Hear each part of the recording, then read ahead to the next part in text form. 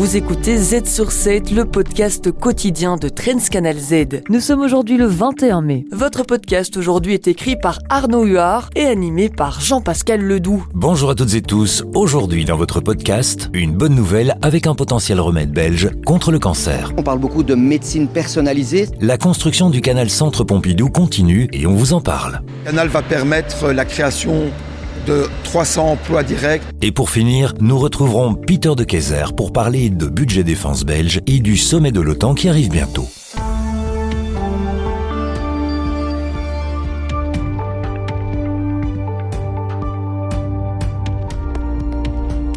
Z sur 7 à la une. Le remède contre le cancer sera peut-être belge. Epic Therapeutics, une biotech basée à Charleroi, se prépare à lancer cette année une étude clinique de phase 1. Elle va tester un nouveau traitement contre le cancer, une découverte majeure qui devrait permettre de mieux cibler le traitement des patients. François Fuchs de Epic Therapeutics. On parle beaucoup de médecine personnalisée, c'est-à-dire de pouvoir donner un traitement à un patient, un traitement qui est approprié à un patient donné. Et donc par là, on va pouvoir donner des médicaments, en fait une combinaison de médicaments qui va toucher l'épigénétique de l'ADN et de l'ARN pour pouvoir cibler de manière beaucoup plus spécifique les patients. Cette avancée scientifique a d'ailleurs été récompensée par le prix de la fondation AstraZeneca. Dans un premier temps, Epic Therapeutics commencera ses tests sur certains types de cancers seulement, mais l'ambition est d'aller beaucoup plus loin. Fin 2024, une levée de fonds privés de 12 millions d'euros a permis à la biotech Carolo de se financer pour aller jusqu'au bout de la phase 1, avant, en cas de succès, d'élargir son panel de patients tests. Mais Epic Therapeutics a également bénéficié d'un financement public. François Fuchs. On a eu d'ailleurs la chance d'avoir la région wallonne qui nous a financé. On a, il faut dire, une grande chance en Belgique francophone et en région Wallonie-Bruxelles d'avoir la région qui finance de manière assez particulière finalement des jeunes pousses, des jeunes start-up, et c'est vraiment absolument indispensable, et ça on ne retrouve pas dans tous les pays en fait. Ce succès prouve une nouvelle fois que la Belgique et la Wallonie restent des figures de proue en matière de biotech, grâce entre autres à un écosystème favorable. Pour finir, François Fuchs de chez Epic Therapeutics. On a un écosystème qui permet de fédérer finalement des idées qui émanent de l'académique, notamment en biotechnologie, avec des partenaires économiques, avec des investisseurs, et de se retrouver dans des structures qui nous suivent finalement, et de pouvoir, comme dans mon cas, en tant que professeur, de cofonder une société et qu'on nous prenne la main en quelque sorte pour être compétitif au niveau international. Si tous les tests cliniques se déroulent comme prévu, Epic Therapeutics espère une commercialisation de leur traitement d'ici 5 à 10 ans. Z sur 7 à la une. Aux abords du canal, l'ancien garage Citroën continue sa mue. L'espace de 40 000 m² accueillera bientôt le musée d'art contemporain Canal Centre Pompidou et des dizaines d'ouvriers terminent le gros œuvre de l'iconique bâtiment. Géraldine de Brouwers, directrice du bâtiment, nous explique. C'est un bâtiment des années 30, l'époque moderniste de l'architecture. C'était un bâtiment qui n'était ni sur liste de sauvegarde, ni classé.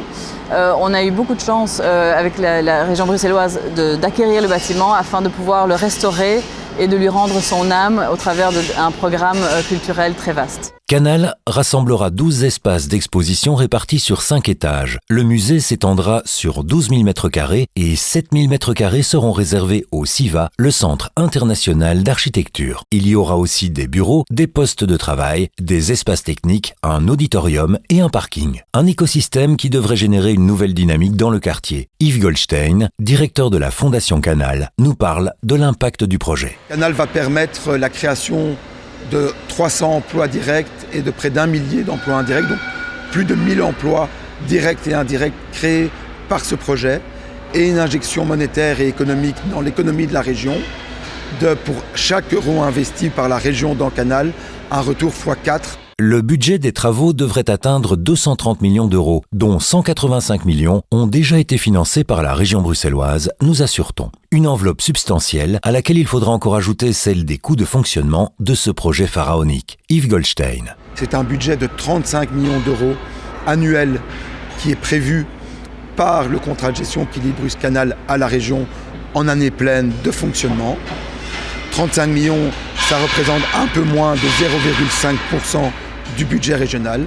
Mais nous sommes bien conscients des difficultés financières du budget régional. La Fondation Canal prévoit l'ouverture du musée fin novembre 2026. Le public pourra voir l'avancement des travaux par lui-même dimanche prochain, car l'accès au chantier sera gratuit. Z sur 7, les dessous du pouvoir. Peter de Keyser, économiste et entrepreneur, fait le lien entre entrepreneuriat et politique.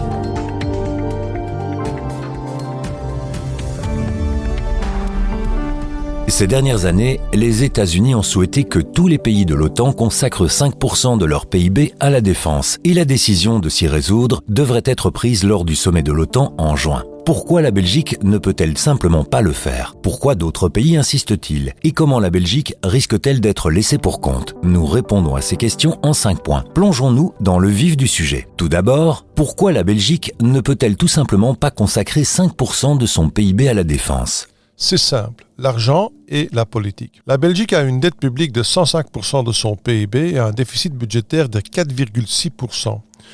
L'Union européenne nous pousse à réduire ce déficit, donc 5%. Pour la défense, cela représente environ 30 milliards d'euros par an. C'est un saut gigantesque par rapport à nos 2% actuels. Cela coûterait des milliers d'euros supplémentaires à chaque famille et c'est politiquement presque irréalisable. Notre armée est également sous-financée depuis des années.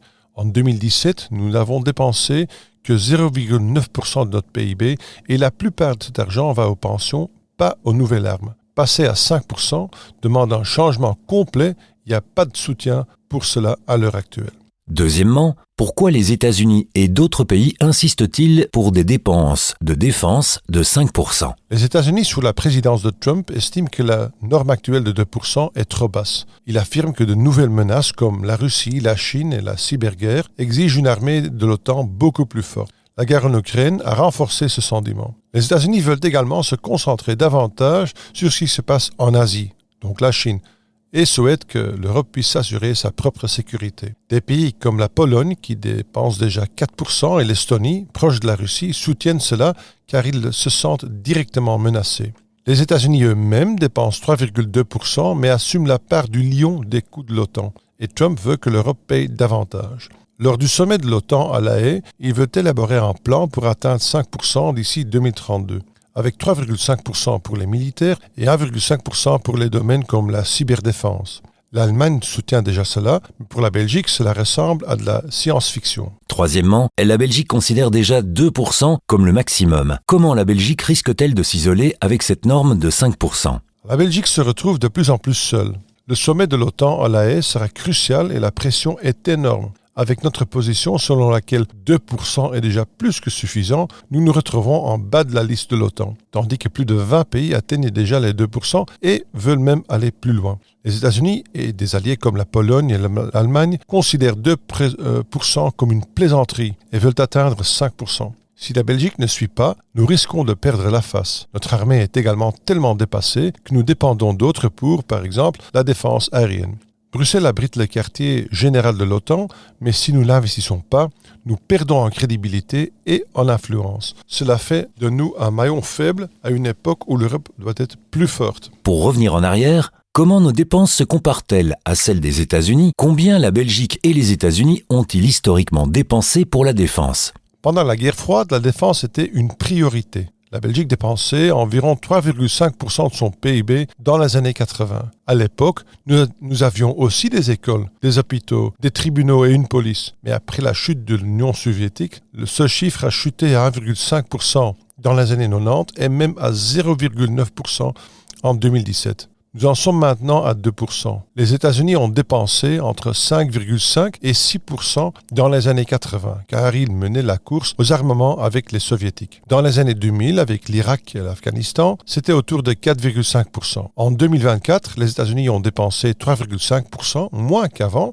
mais toujours beaucoup plus que nous. Selon la Rand Corporation, les faibles dépenses de la Belgique ont affaibli notre armée, tandis que les États-Unis sont toujours restés une superpuissance militaire. Cette norme de 5% nous ramènerait alors au niveau de la guerre froide. Et pour finir, que doit faire la Belgique pour le sommet de l'OTAN à La Haye en juin ? Le sommet de l'OTAN à La Haye sera un moment de vérité. La semaine dernière, le ministre des Affaires étrangères Prévost a déclaré que les 5% étaient irréalisables pour la Belgique. Il a également cherché des alliés européens pour cette position. Mais nous n'avons trouvé personne pour la soutenir. Quoi qu'il en soit, il sera difficile de passer à 5% du PIB. Cela représente 30 milliards d'euros. L'opinion publique doit être convaincue que la défense concerne également notre sécurité, pas seulement les armes. Nous devons également négocier intelligemment à La Haye. Peut-être pouvons-nous plaider pour que les dépenses en matière de surveillance des frontières ou de cyberdéfense soient prises en compte, comme le souhaitent certains pays. Si nous ne faisons rien, nous risquons l'insignifiance diplomatique et militaire dans une OTAN qui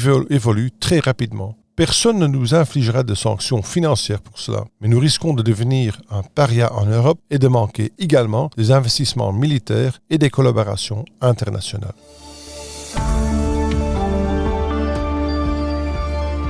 Les meilleurs experts boursiers vous proposent des analyses des marchés internationaux, des conseils avisés et les dernières tendances économiques. Z sur 7, expert boursier. Nous arrivons aux 4 dernières minutes du podcast et aujourd'hui nous allons analyser les marchés financiers avec Guillaume Duchesne de la Banque Transatlantique. La Banque centrale chinoise a baissé ses taux de référence hier matin. Notre expert nous en parle. Simplement pour assouplir les conditions de marché et les conditions de crédit. Il y a vraiment une nécessité d'assouplir cette situation-là pour finalement relancer un petit peu l'économie. Alors ils l'ont fait de manière assez modeste, c'est seulement 10 points de base, mais c'est la première fois depuis 8 mois. Donc ça ramène les taux à 3% sur des taux, c'est des taux de référence à 1 an ou 5 ans, 3% pour 1 an. Voilà, donc c'est pour vraiment essayer de relancer un peu l'économie qui en a en fait un petit peu besoin. En effet, cette dernière statistique macroéconomique était décevante et confirme la nécessité pour les autorités d'intervenir. C'est ça, donc on a eu des chiffres et donc il y avait la possibilité de le faire parce que ça se calme par ailleurs sur la question des tensions commerciales, donc ça permet d'avoir une fenêtre d'opportunité. Et c'est vrai que les chiffres n'étaient pas spécialement bons, donc on avait une production industrielle qui ralentit, qui montre que finalement l'économie n'est pas spécialement favorable, les ventes au détail qui montrent que le consommateur n'est pas au rendez-vous, et puis l'immobilier qui reste quand même toujours dans une phase vraiment de contraction, puisqu'on est vraiment sur les 4 derniers mois à moins 10, et qui est quand même un grand souci de l'économie chinoise pour le moment. Et l'économie est confrontée à des difficultés structurelles. Il y a des difficultés, en fait c'est une économie, et c'est un peu typique des situations émergentes, donc on a eu une croissance économique qui a été exceptionnelle pendant 2 décennies, donc on était avec une moyenne de 8% de croissance du PIB par an. Aujourd'hui on arrive à péniblement 5%, c'est l'objectif que sont fixés les autorités, c'est 5%, et donc il faut atteindre cet objectif-là, donc tant bien que mal, il y a une volonté de la part des autorités. Alors il y a des points négatifs, mais aussi des atouts et des points positifs. Alors les atouts, et vous en avez parlé, c'est tout le développement technologique, donc c'est de voir un petit peu ce qui se passe en termes d'upgrader, parce que c'est ce qui se passe dans les pays émergents, c'est d'essayer de trouver une phase où on sort finalement des produits à faible valeur ajoutée et de monter d'un cran. Ça peut se faire par la consommation, mais ça peut se faire aussi par la technologie. Et là, c'est vrai que les dépenses en recherche et développement sont très importants pour la Chine, plus importants en tout cas en Europe. Et donc ça peut être un élément important. Mais bon, malgré tout, la Chine souffre d'un élément, et on en parle très souvent, qui est le risque de japonisation. Donc vieillissement de la population, avec par ailleurs donc, ce problème de l'immobilier, risque de déflation. Donc c'est des prix négatifs, donc pas d'inflation, mais une déflation. Et puis le dernier élément, c'est aussi cette tension qu'il y a avec ses partenaires, et en particulier avec les États-Unis, qui est de toujours dire on vise, comme le Japon dans les années 80, les pays avec un excédent commercial, et la Chine a un excédent commercial important vis-à-vis des États-Unis. Et cette faiblesse a en quelque sorte forcé la Chine à sceller cet accord avec les États-Unis. En fait, c'est le cas des deux côtés, oui, c'est ça. En fait, et la négociation, en fait, elle a surpris un petit peu par sa rapidité dans la décision, puisque on était un peu dans une escalade au niveau des droits de douane, et puis ça s'est fait très rapidement. Et d'ailleurs, le vice-premier ministre chinois, qui avait négocié à Genève, est revenu un peu comme un héros, parce qu'il avait obtenu finalement un accord qui rend service justement pour ces questions de croissance. Mais il faut être conscient que du côté des États-Unis, il y a aussi un problème qui est l'inflation. Donc finalement, c'était du donnant-donnant. Donc il y a eu une évolution qui a été favorable. On se retrouve avec des taux, des droits de douane supplémentaires qui sont simplement de 30% pour la Chine et 10% pour les États-Unis. C'est bien loin de ce qu'on avait auparavant. On peut dire que les négociations ont été relativement efficaces, mais l'évolution du marché action, c'est encore autre chose. Guillaume Duchesne. Les marchés actions, on a eu des années assez difficiles sur la Chine, là, sur les 2 dernières années, avec la sortie du Covid qui a été compliquée. Ouais. Donc on avait des indices continentaux qui étaient plutôt négatifs. L'année dernière, justement dans l'espoir d'une reprise, ou en tout cas de stimulus de la part des Chinois, il y a eu un rebond quand même de 20%. Et là, c'est vrai qu'en tout cas pour les indices continentaux, pas Hong Kong, mais pour les indices continentaux chinois, c'est très volatile et très dépendant finalement des stimulus. Mais ça reste quand même des marchés qui sont relativement attrayants en termes de valorisation. On est à 11 fois les bénéfices. Et voilà, vous êtes de nouveau au courant. N'oubliez pas de vous abonner à la chaîne de Z sur 7 pour ne pas manquer un seul épisode. Et le programme de demain, Jean-Pascal. Demain, vous retrouverez la rubrique à la une de Trends Tendance. Dans cette rubrique, un journaliste nous dévoilera les coulisses du magazine Trends Tendance de cette semaine. Vous y retrouverez toutes vos analyses et actualités du monde économique. Le meilleur d'ici là. À demain.